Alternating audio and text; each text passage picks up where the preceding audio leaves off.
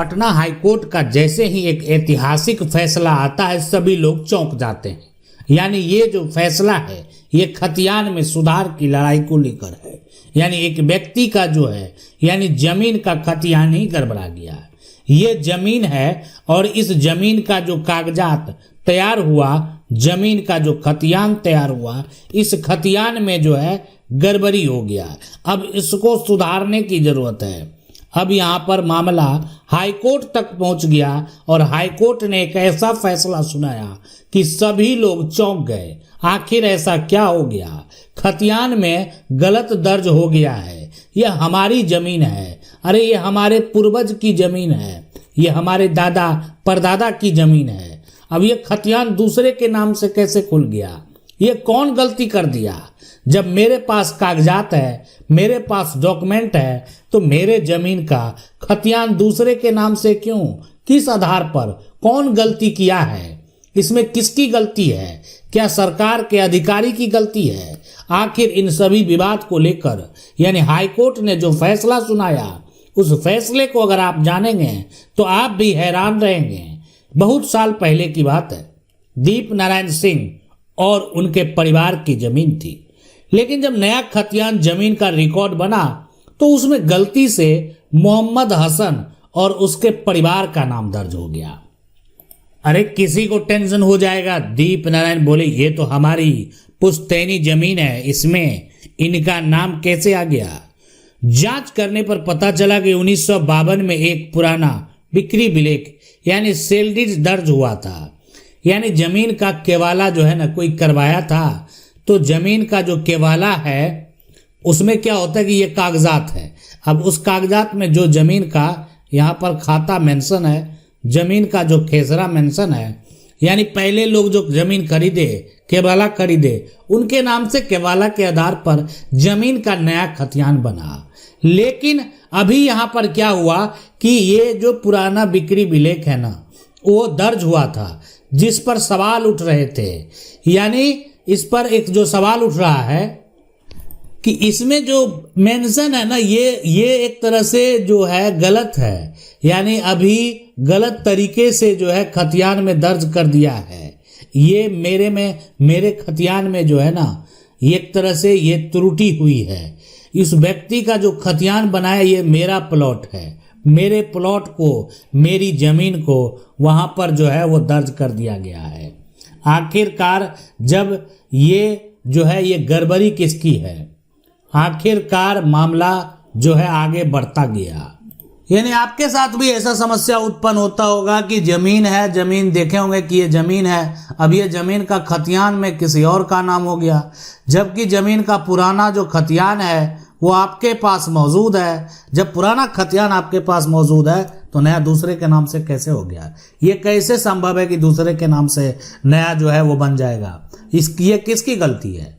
ऐसा समस्या उत्पन्न हुआ होगा। अरे यही विवाद हुआ, जो भी है, लेकिन गलती से मोहम्मद हसन और उसके परिवार का नाम दर्ज हो गया, जबकि ये दीप नारायण और उसके परिवार की जमीन थी। तो जमीन अगर दीप नारायण का होगा, दीप नारायण ने अपनी जमीन को नहीं बेचा, तो वो जमीन मोहम्मद हसन के नाम से कैसे खतियान में दर्ज होगा? इसका जवाब कौन देगा? खतियान में जो दर्ज किया है और जो मोहम्मद हसन का परिवार है। अब मान लेते हैं मोहम्मद हसन का परिवार के पास तो कोई साक्ष्य है नहीं, जो साक्ष्य प्रस्तुत वहां पर करेगा वो भी साक्ष्य जो है गलत है। तो ये है यानी केस नंबर जो है केस नंबर 1925/2018 और ये दीप नारायण सिंह वर्सेस जो है मोहम्मद हसन और भी जो लोग हैं। अब ये पटना हाईकोर्ट में चला गया विवाद। दीप नारायण ने मुकदमा दायर किया। उन्होंने कहा कि हमें खतियान में जो एंट्री हुई है उसके सुधारने का मौका दिया जाए। अदालत ने कहा ठीक है, आप जो है यानी तुम खतियान में जो गलती हुई है उसको सुधारो, ठीक है, तो उसको चुनौती दे सकते हो, कोई दिक्कत नहीं है। अगर कोई गलती हुई है तो दे सकते हो। लेकिन जब दीप नारायण ने आग्रह किया कि कलेक्टर साहब जो है ना को भी पार्टी बनाया जाए, अब डीएम को मान लेते हैं जो है ना जिला अधिकारी हैं, जिला अधिकारी को आप क्या करेंगे? पार्टी बनाएंगे। अब तो अगर क्योंकि खतियान तो सरकारी रिकॉर्ड से जुड़ा है तो आप वहां पर तो वही बताएंगे कि आखिर ये कैसे किए, किसकी गलती है। तो उस समय निचली अदालत के द्वारा है मना कर दिया गया, नहीं ठीक है, देखें ऐसे नहीं कर सकते आप। अभी उनको जो है ना पार्टी बनाने की ज़रूरत नहीं है।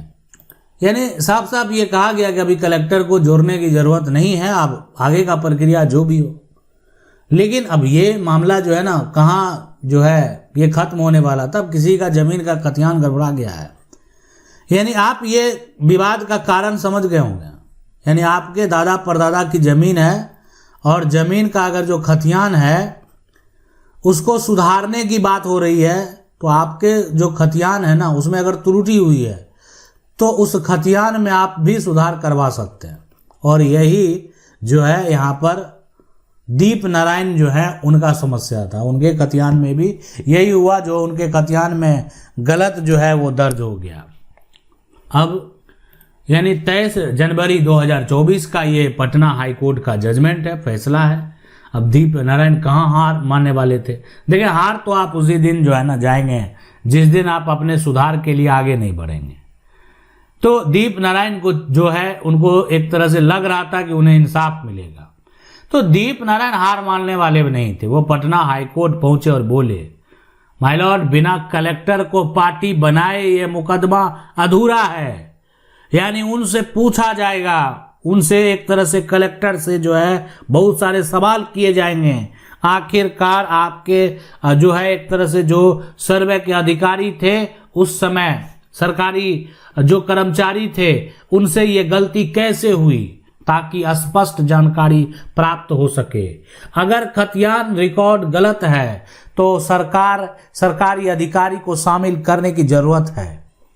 हाईकोर्ट ने कहा कि नहीं, बिल्कुल सही, बिल्कुल सही, ये होना चाहिए।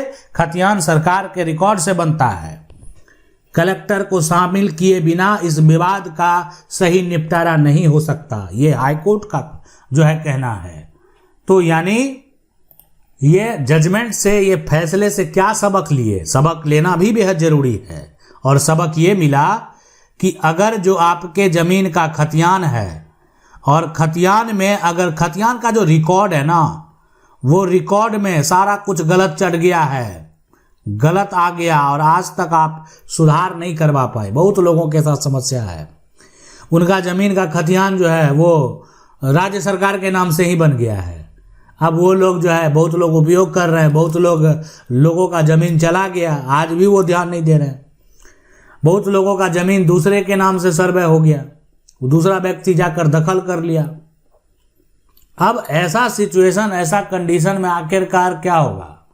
अगर आपका खतियान का रिकॉर्ड जो है ना वो गलत उसमें दर्ज हुआ है, तो इसमें पटना हाई कोर्ट ये जो फैसला है ना, इससे क्या सबक आपको मिला कि इसमें कलेक्टर को भी, यानी जो कलेक्टर है उनको भी क्या करना है, पार्टी बनाना बेहद जरूरी है। यानी जब केस करेंगे ना तो जो व्यक्ति के नाम से हुआ उस पर तो करना ही है, साथ में जो अधिकारी हैं उनको भी पार्टी बनाना बेहद जरूरी है। अरे सरकारी अधिकारी पार्टी बनेगा तब तो बताएगा कि किस प्रकार से और क्यों गलती हुई है, वरना क्या होगा, जो केस है ना वो एक तरह से अधूरा माना जाएगा, ये केस जो है वो कमजोर माना जाएगा। आप उस पार्टी पर केस कर दिए हैं कि जो अब वो पार्टी को कुछ दस्तावेज मिल नहीं रहा, कोई साक्ष्य मिल नहीं रहा कि उसके नाम से कैसे हुआ, तो साक्ष्य के लिए फिर सरकार से रिपोर्ट मांगना बेहद जरूरी है। तो कलेक्टर को भी पार्टी बनाइए, ठीक है, उससे पूछिए कि कैसे जमीन, मेरा निजी जमीन सरकारी हो गया, हम सरकार से मुआवजा लिए हैं, कब लिए हैं, कब दिए हैं, किस माध्यम से दिए हैं, कितना पैसा दिए हैं, सारा कुछ बताइए। जब हमारी ज़मीन को आप कैसे अपना बना सकते हैं, यानी हमारी ज़मीन को आप जो है एक तरह से बिना हमको मुआवजा दिए हुए अपना आप जो है राज्य सरकार के खतियान में दर्ज कर दिए, किस आधार पर ये दर्ज हुआ? ये तमाम सवाल तभी होंगे जब जो है एक तरह से आप जो कलेक्टर है उसको पार्टी बनाएंगे। और ये जजमेंट, ये जो आदेश है, यानी जो ये हाईकोर्ट का फैसला, इसमें साफ साफ ये कहा गया। तो तब यानी दीप नारायण को जो है क्या मिला, इंसाफ मिला। तो यानी ये जजमेंट से जो है आप सीख सकते हैं। देखें आज भी बहुत सारे लोगों के साथ समस्या है, और समस्या में जो भी समस्या आपके साथ है, अब वो समस्या जो है आपको क्या करना चाहिए, आप विकल्प ढूंढ रहे हैं तो आप हमें कमेंट कर सकते हैं। कमेंट करेंगे तो अब हम आपके सवाल का भी जो है वो जवाब देने का प्रयास करेंगे कि आपको क्या करना, वीडियो के माध्यम से बताने का प्रयास करेंगे कि आखिरकार आपको क्या करना है। इसके अलावा सुप्रीम कोर्ट या हाई कोर्ट के अन्य जजमेंट को अगर आप जो है इसी प्रकार से समझना चाहते हैं, केस नंबर के साथ पूरी स्टोरी जानना चाहते हैं, तो वैसे सिचुएशन में आपको क्या करना, आप हमारे प्लेलिस्ट में जाएंगे। ठीक है, प्लेलिस्ट जो है, प्लेलिस्ट में आपको वहाँ पर सुप्रीम कोर्ट का फैसला है और साथ में हाई कोर्ट का फैसला है, उसमें जाकर जो है आप देख सकते हैं और जजमेंट के बारे में जान सकते हैं, फैसले के बारे में जान सकते हैं कि आखिरकार किसके बीच में विवाद हुआ, विवाद अगर हुआ तो उसका निष्कर्ष क्या निकला, ये सब कुछ पूरी जानकारी आपको वहाँ पर जो है मिलने वाला है। आशा करते हैं वीडियो अच्छा लगा होगा। वीडियो को लाइक जरूर कर दें। चैनल को अगर पहली बार देख रहे हैं सब्सक्राइब करके जो बेल आइकन है उसको जरूर दबा लें। मिलते हैं अगले वीडियो में, तब तक के लिए जय हिंद।